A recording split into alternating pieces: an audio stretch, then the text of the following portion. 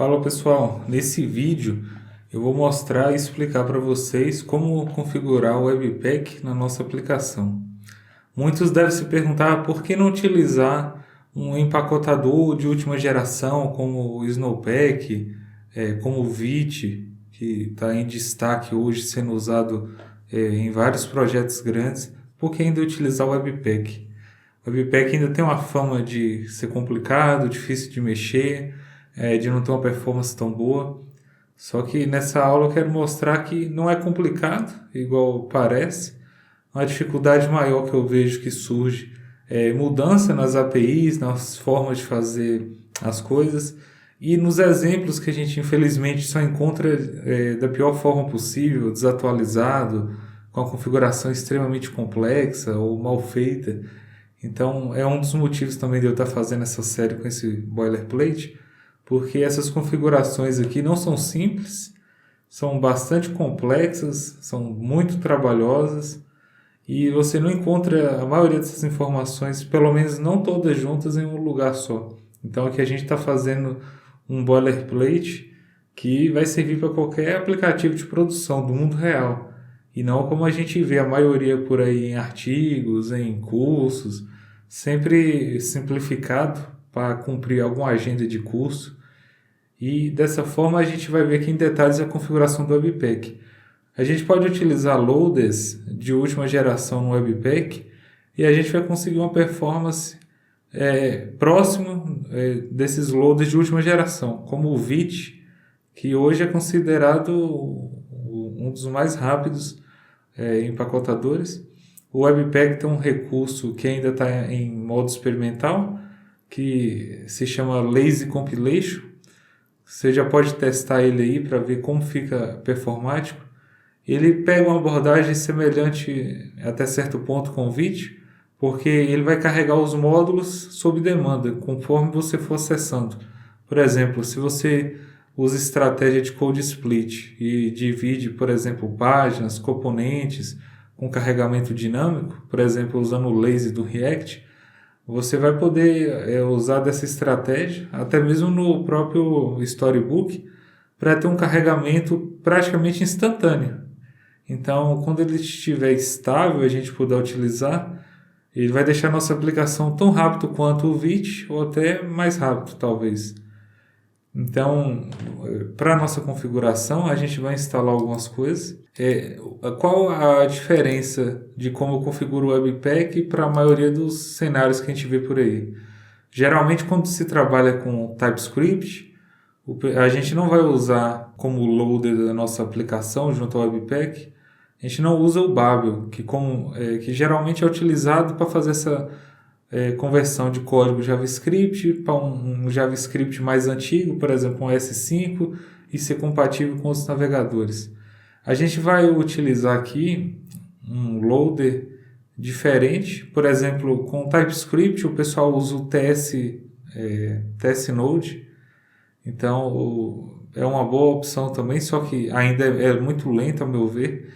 A gente vai utilizar hoje a mesma estratégia que o Next.js usa e tem uns resultados absurdos de performance.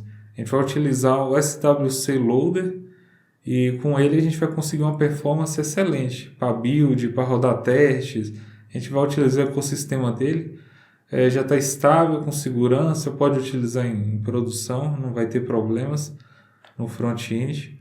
Então a gente vai precisar começar a instalar algumas dependências do Webpack em modo de desenvolvimento. Então vamos instalar aqui o próprio Webpack.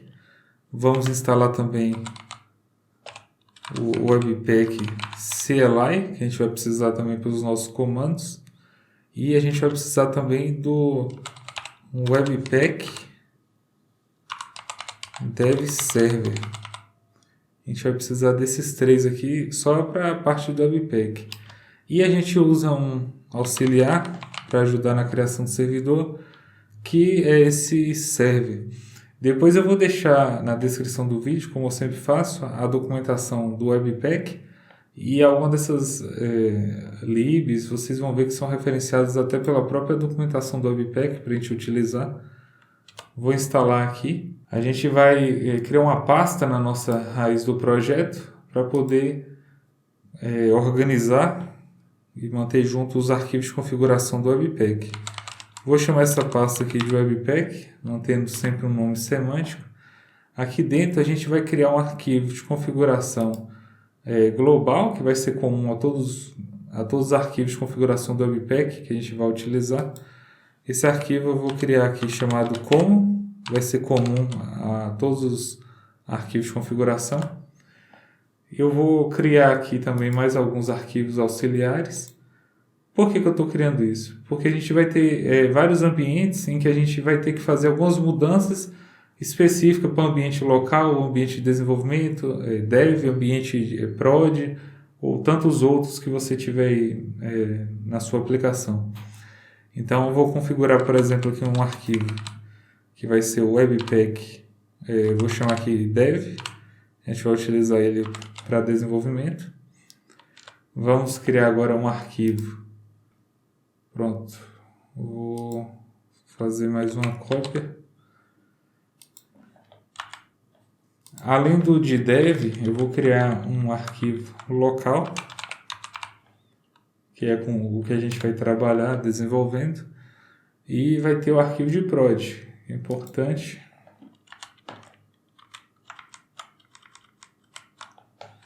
Vou chamar aqui de prod. Por essa aula vamos entender primeiro só a estrutura do Webpack, para poder tirar um pouco o mito de que é difícil, muito complexo. Então a gente vai evoluindo essas configurações aos poucos, para não ficar muito grande o vídeo, e para ir montando esse quebra-cabeça aos poucos. Então a gente vai iniciar aqui o arquivo como a gente inicia um módulo, como o JS. Isso aqui vai ser específico desse tipo de arquivo de configuração. Espera aí que vai ser módulo e ponto. Exports. Ele tá formatando o meu arquivo aqui. Pronto. E só uma coisa, como vocês devem ter notado, para essas aulas eu resolvi variar para não ficar utilizando só o WebStorm ou causar, sei lá, qualquer incômodo ou dificuldade para quem estiver acompanhando, apesar que eu não estou usando nenhum recurso específico dele. Eu resolvi também usar um pouco aqui o VS Code, que eu uso ele também às vezes, em termos de performance imbatível. Está bem configurado, tem várias extensões, então fica um ambiente bem próximo. Aqui dentro a gente vai entender algumas estruturas básicas que o Webpack precisa. Então, o que o Webpack faz? O Webpack é um empacotador, ele vai gerar um bundle lá da sua aplicação, já com todo o código bonito, formatado, transpilado, etc. Então, aqui a primeira coisa que a gente precisa configurar é o entry point da aplicação, ou seja, você está fazendo toda a sua aplicação e você vai precisar de um arquivo de entrada para o Webpack ler a sua aplicação, que normalmente é um arquivo de index.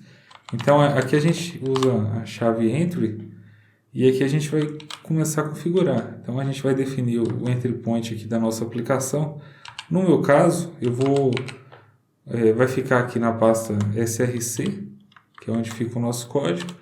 Vou colocar aqui o entry point da aplicação na pasta main, pasta indicando que é a parte principal do projeto, e vou chamar aqui o arquivo index. Não precisa colocar extensão, como muitos colocam por aí, só que ele já vai reconhecer. Feito essa parte de colocar o entry point da aplicação, a gente pode fazer agora uma outra parte importante, que é definir o output. Então, eu estou utilizando aqui no VS Code, igual eu utilizo no WebStorm, o Copilot do GitHub. Aí ele fica dando essas sugestões aqui. Agora a gente vai colocar o nosso output. Geralmente, o que eu vejo o pessoal fazendo, e que é mais verboso e a meu ver desnecessário, eles gostam de configurar um path, aí faz a chamada do path aqui fora do módulo e passa aqui, só que fica grande. Não precisa fazer dessa forma. A gente pode passar aqui algumas propriedades antes de passar o path. Por exemplo, aqui vai ser a saída. Quando a gente fazer o build da aplicação, ele vai para qual pasta, né? Então, uma coisa que é bom você fazer antes de mandar os arquivos é a gente limpar o que já tiver na pasta. A gente pode utilizar a propriedade clean como true. E aí a gente pode... Tem várias propriedades que a gente pode passar, né? Aquele mesmo ele já está dando algumas sugestões. Só que eu vou fazer o mais simples possível, só para a gente entender a estrutura geral. Aqui a gente pode passar o nosso public path. Então eu vou adicionar ele aqui. Ali ele já dá até uma sugestão, né? Eu não vou setar de forma estática assim, direto, porque a gente vai ter variações de ambiente e a gente vai instalar alguns plugins para poder gerenciar melhor variáveis de ambiente e as variações que vai ter. Então a gente vai colocar aqui, depois que configurar as variáveis de ambiente, vai acessar a partir do arquivo env, mas por enquanto eu vou deixar um valor aqui de string. Vou deixar um valor, vou deixar até vazio, não tem problema, depois a gente substitui. É só para mostrar a estrutura geral. Então, uma outra chave aqui importante, uma outra propriedade que a gente precisa colocar aqui sempre que fizer, é a propriedade resolve. Então, a gente vai definir os módulos da aplicação e vai definir também os arquivos que a gente quer que reconheça. Então, aqui como os módulos da aplicação, a gente pode passar aqui dentro de um array e aqui passa como string o que eu quero que ele resolva, né? Então a pasta minha de origem, que vai ser o src. Outra pasta que eu quero que ele reconheça os arquivos é da node modules. Feito isso, a gente pode configurar agora as extensões de arquivo com que a gente quer trabalhar. Então eu vou setar aqui os extensions. Se você estiver trabalhando com JavaScript, JSX, pode deixar. Eu sugiro colocar aqui mais amplo, porque depois, se você adiciona um outro tipo de arquivo, e aí vai ter que voltar aqui para configurar, né? Então, é mais prático, e depois até para não ficar caçando por que está dando erro, por que não está reconhecendo, deixa algumas variações de arquivo. No caso do meu boilerplate, eu não vou utilizar o JSX, eu vou utilizar o TS e o SX. Outra extensão que eu vou utilizar aqui para nosso arquivo CSS. Vou colocar aqui o ponto CSS. Eu vou ensinar a configurar a aplicação para a gente utilizar CSS módulos, mas aí eu já explico também como faria para configurar depois com SAS, e também a gente vai evoluir o boilerplate e vai configurar com Styled Component.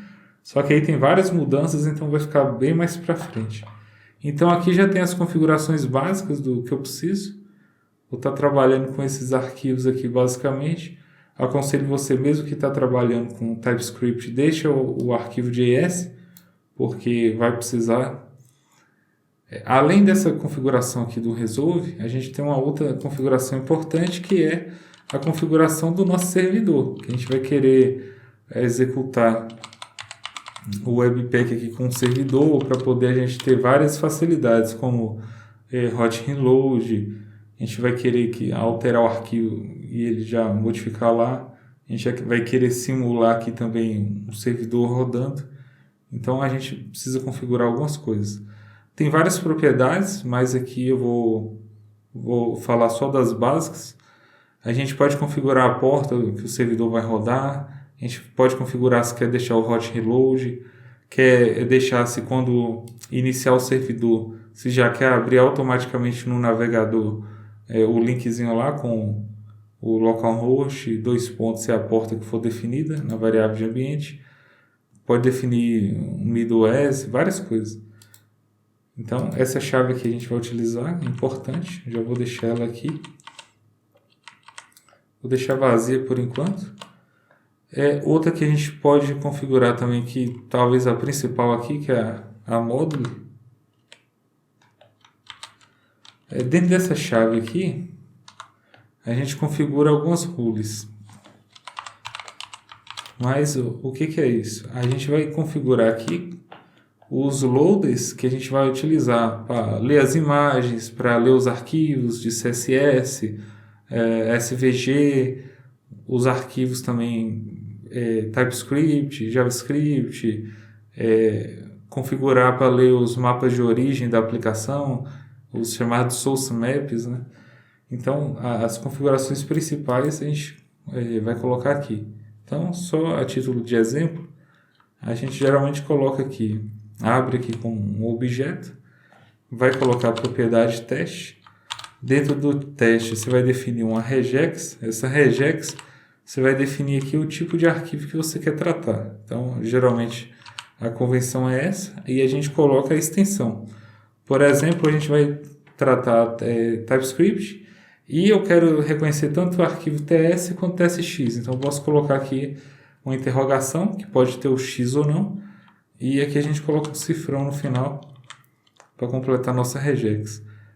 Outra propriedade que geralmente a gente põe, a gente muitas vezes vai querer excluir aqui da análise a pasta Node Modules. A gente pode definir aqui a chave use e aqui a gente pode passar várias propriedades, como por exemplo, aqui mesmo ele já está dando a sugestão, se você estiver utilizando o Babel aí ainda, ele poderia ser configurado aqui o loader e aqui a gente vai passando opções para ele. Eu não vou configurar nenhum loader aqui agora, é só para mostrar o básico, mas seguindo essa estrutura aqui, a gente vai criando chaves, passando plugins que a gente vai instalando, por exemplo, aqui cada loader eu instalaria na forma de um plugin, então teria para tratar os que eu falei, imagem, o CSS, etc. E a gente vai passando vários objetos aqui dentro desse array roles. Depois do módulo, a gente tem mais algumas configurações. A gente vai definir, por exemplo, os plugins que a gente vai utilizar aqui. Então, que plugins são esses? A gente pode definir plugins para tratar variáveis de ambiente, para fazer parser de arquivo, para fazer hot reload. Hot reload não, que isso o Webpack já faz nativo. A gente pode configurar aquela atualização que não perde o estado do React. É chamado Fast Refresh. O React trouxe esse conceito, né? Geralmente a gente só tem isso configurado quando usa, por exemplo, um CRA, um Create React App, ou com Next.js, por exemplo, etc. Aí a gente já tem isso configurado, mas como configurar isso aqui no Webpack puro, né? Coisa que pouca gente sabe, a gente vai configurar isso também. Então, uma configuração básica que a gente pode fazer aqui, na configuração para definir variáveis de ambiente. Só que eu vou deixar isso para a próxima aula, é só para mostrar a estrutura geral. Então, se a gente for ver aqui o básico que a gente precisa, não é muita coisa. A gente vai só adicionar e deixar complexo se a gente precisar de muitos recursos, muitos plugins diferentes, aí ele cresce em complexidade. Mas se você for ver a estrutura básica, aqui a gente vai fazer as mudanças, né? Porque a gente quer que reconheça um número da porta que vai rodar o server diferente, vai querer setar a URL do projeto, então vai querer fazer essas mudanças. Então, para a configuração inicial do Webpack é isso. Na próxima aula a gente faz a configuração do ambiente, a gente cria as variáveis de ambiente e começa a usar elas aqui na configuração do projeto. Então, até a próxima aula. Valeu!